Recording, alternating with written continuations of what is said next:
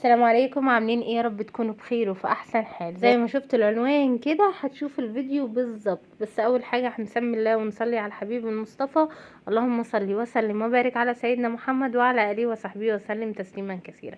كله يصلي على النبي. زي ما انتم شايفين كده عندي 250 جرام من العدس، ربع كيلو عدس. بما ان الجو لسه الحر مجاش قوي فهنعمل عدس، بس هنعمله على طريقتي بقى. اسمحوا لي اقول لكم كل العدس اللي عدى طريقة، واللي هتشوفوه النهاردة طريقة تانية خالص. زي ما انتم شايفين عندي ربع كيلو هيكفي الحمد لله، والبركة من عند ربنا مش بالكمية. اهم حاجة ان انا يا اما تنقعيه في شوية مية يا جماعة، يا اما تغسليه تحت مية جارية كويس جدا. عشان ايه؟ البقوليات لازم تتغسل كويس يعني عشان ما تعملش انتفاخات او كده. عندي بصلايه زي ما انتم شايفين كده، هبتدي ان انا اقطعها مكعبات. طبعا العدس لو قلنا الكيلو مثلا ب80 جنيه مثلا، او هو موصلش 80، متهيألي 60 او من 55 ل60، هنقول 60 جنيه. يعني الربع كيلو دول ب15 جنيه. تمام، مع العلم ان انا لما اشتريت الكيس ده في فيديو مشتريات كده من 10 15 يوم كان عامل 11 جنيه 12 جنيه. فهنقول مثلا الربع كيلو ب15 جنيه، وال10 جنيه التانية طبعا بصلاية وفلفلاية وايه وفصين توم. زي ما انتوا شايفين كده، بصلايه قطعتها مكعبات، فصين توم، فلفلايه قطعتها برضو مكعبات. طبعا يعني احنا بنهزر يا جماعه، بس هو فعلا فعلا غدا اقتصادي. يعني الموضوع من 30 ل 35 بالكتير يعني. عندي جزرايه واحده، وعندي حبتين طماطم صغيرين. الجزر حلو جدا ورخيص يا جماعه، استغلوه بقى في السلطات وفي الاكل عشان مفيد ومغذي جدا. بشرت الجزرايه انا عشان مستعجله طبعا، فانا بشرت الجزره بشر بصراحه عشان ما كانش فيه وقت. واتنين حبة طماطم صغيرين برضو بشرتهم بشر زي ما انتم شايفين كده. لو الوقت لسه بدري معانا بنقطع كل ده بالسكينة تقطيع من غير بشر، ونحطه مع العدس بتاعنا. كده جهزنا الطماطم والجزر المبشور والبصل والفلفل والثوم، وهحطه مع العدس زي ما انتم شايفين كده. هحط كل المكونات دي مع بعض، سيبهم بقى يغلوا وياخدوا ويدوا مع بعض كده. ال- الجزر بيخلي لون العدس جميل، وكمان قيمة غذائية وطعم بجد خطير. وحطيت البصل والفلفل والثوم، وهقلبهم واسيبهم بقى ايه ياخدوا ويدوا مع بعض. بالنسبه بقى للتوابل اللي انا بحب اضيفها على العدس كالاتي.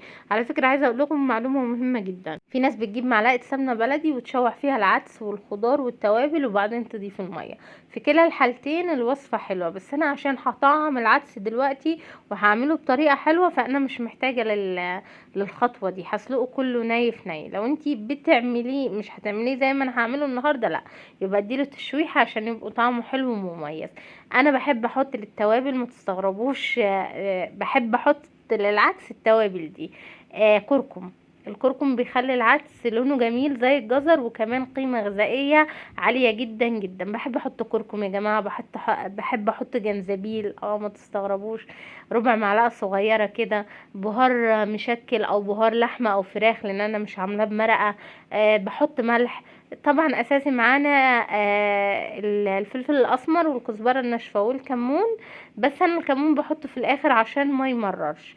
يبقى التوابل كالاتي: ملح، ورق لورو، رشه بابريكا مدخنه كمان، شويه جنزبيل، شويه كركم، كزبره وبهار مشكل، كزبره ناشفه وبهار مشكل، وكمان اللي هي السبع بهارات او بهار فراخ. عندي هنا بصلايه بشوحها على النار، وعندي كمان توم بشوحه على النار وبطشه بالخل، وانزل عليه بصلصة الطماطم. يعني انا كده بعمل طشة يا جماعة لل للعدس بتاعي. وبعمل زي بصلايه برضو بحمرها. انا عشان الفيديو ده اتحذف من عندي، الفيديو اللي انتوا شايفينه ده بتاع الطشه والتحميره جايباه من فيديو تاني عشان ايه؟ تشوفوا الليله كامله، يعني الفيديو كامل على بعضه. بصوا بقى، شويه سمنه او زيت بشوح بيهم توم، معاهم حاجه بسيطه كده قرن فلفل سبايسي، معاهم ملح وكمون وكزبره ناشفه. بقلبهم كويس مع بعض زي ما انتوا شايفين كده، وبعدين بطشهم بالخل، وبنزل عليهم بصلصة طماطم، يعني عصير طماطم، 3 حبات طماطم كده بضربهم في الكبة مش كتير. تمام. دي بقى ايه؟ دي تسبيكة او الطشة بتاعت فتة العدس. وبحمص عيش يا جماعة في الفرن، مش هقولك بزيت ولا اي حاجة. ده واللي هي بصلايه بحمرها كده وبعدين برميها على العدس بتاعي. يبقى كده عملنا صنفين، الصنف الاساسي اللي هو بتاع العدس ما عملناهوش بتوم، لا التوم قطعناه مع الخضار اللي مع السلق، وبعدين حمرنا بقى بصلايه حلوه مع معلقه سمنه وحطيناها على العدس وعملت الفتة دي. عايزة اقول لكم فتة العدس دي حتى لو ولادكم صغيرين ومش بيحبوا العدس هيدمنوا العدس بعد الوصفة دي.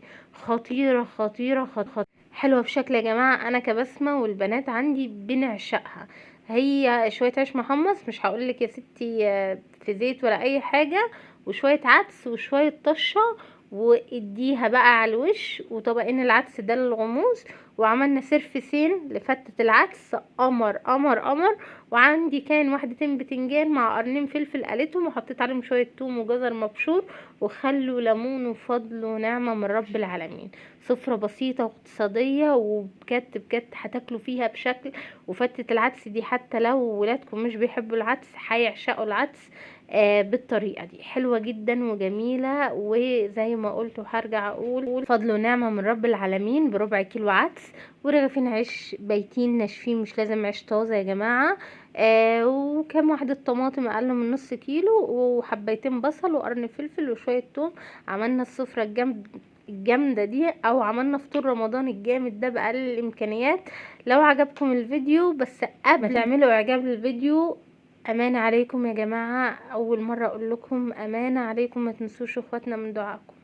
ادعوا لاخواتنا في غزة وفي كل مكان، ادعوا لاخواتنا المستضعفين في كل مكان، ربنا يعينهم ويقويهم وينصرهم. بالله عليكم يا جماعة ما تنسوش اخواتنا من دعائكم. ولو عجبكم الفيديو لايك وشير واشتراك في القناة وتفعيل الجرس عشان يوصلكم كل جديد على قناتي. ومع السلامة.